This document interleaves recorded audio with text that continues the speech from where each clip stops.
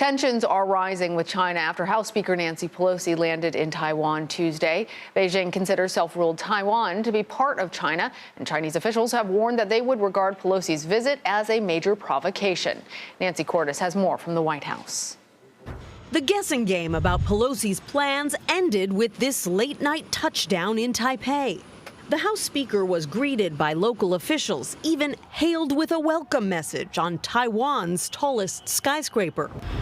But across the narrow Taiwan Strait, China responded, announcing new live-fire military drills encircling Taiwan and warning that the U.S. would pay the price for undermining China's interests. The Speaker has the right to visit Taiwan. Here in Washington, the administration offered cautious backing for the trip, but they weren't always so supportive. I think that the military thinks it's not a good idea right now. To reduce tensions, Speaker Pelosi's flight path from Malaysia took her away from the Chinese mainland and the South China Sea. Her journey was tracked by nearly 3 million people online.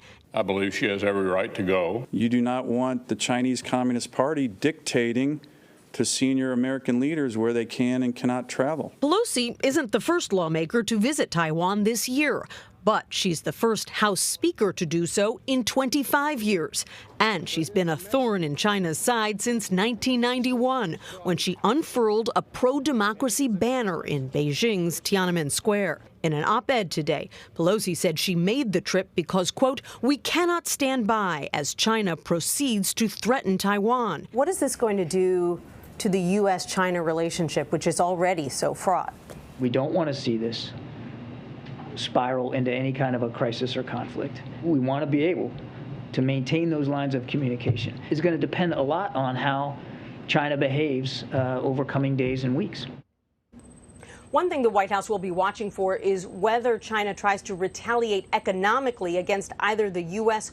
or Taiwan. In fact, just today, Lana, China banned shipments from 100 Taiwanese food exporters. All right, Nancy, thank you.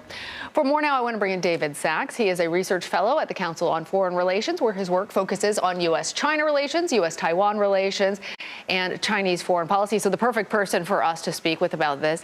David, give us some important context to understand Pelosi's trip. What does Taiwan represent to China?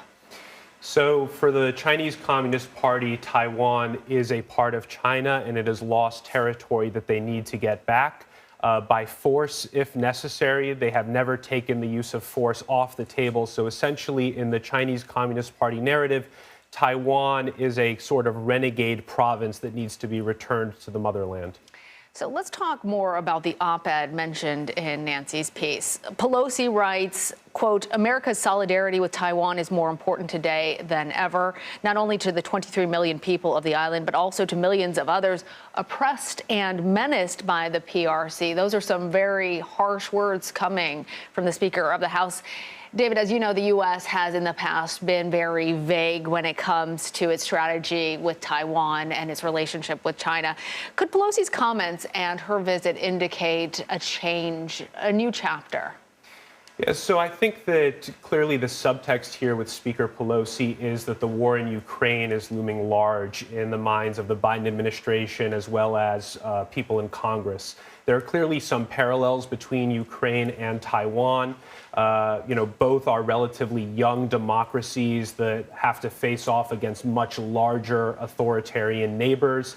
And so Speaker Pelosi is, I think, really trying to show solidarity with Taiwan and put China on notice that it shouldn't be taking the wrong lessons from Ukraine and think that it can use force against Taiwan and get away with it. So I think that that's really what's coming here. She also leaned into the Biden administration's framing about autocracies versus democracies, which is sure to ruffle feathers in Beijing as well.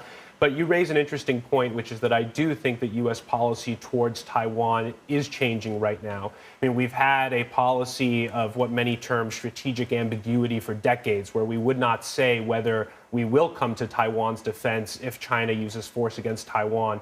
President Biden, on 3 separate occasions, indicated that the United States would come to Taiwan's defense if China launched an unprovoked attack. I think Speaker Pelosi tomorrow will likely use very similar language during her visit in Taiwan. So I do think we've seen interactions between the U.S. and Taiwan increase. We've seen a very strong partnership grow even closer. And I do think that this will open up a lot of space as well for other countries to explore their relationships with Taiwan. We've already seen some announce high-level delegations in the future on the heels of this visit. It sounds, David, like you think that this was a good idea for the speaker to go there, that there's potential benefits for the United States and for the international community. Well, I think that this is a very tricky moment. So to me, the timing of the trip is not ideal. Xi Jinping, the leader of China, is heading into a very critical party congress in the fall where he is seeking an unprecedented third term as head of the Chinese Communist Party. In my view, Xi Jinping can't afford to look weak at this moment or look like he's not in control of a critical relationship with the United States or relations with Taiwan.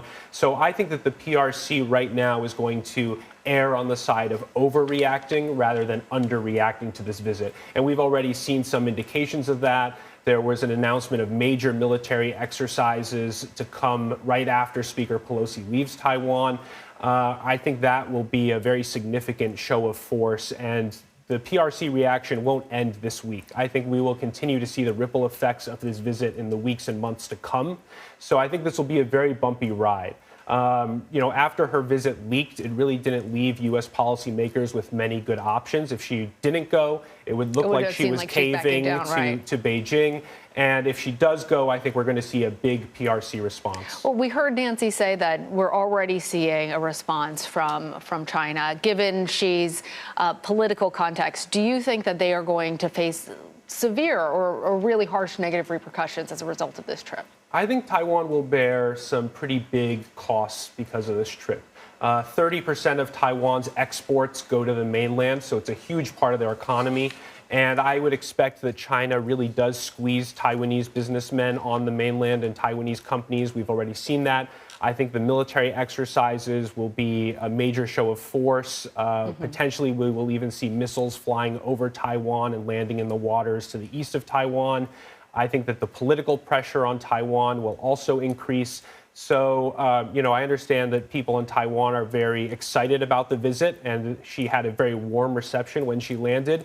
But I do think that there will be some costs that maybe haven't really been factored in yet with this reaction. All right. David Sachs, thank you for being here. Thanks for having me.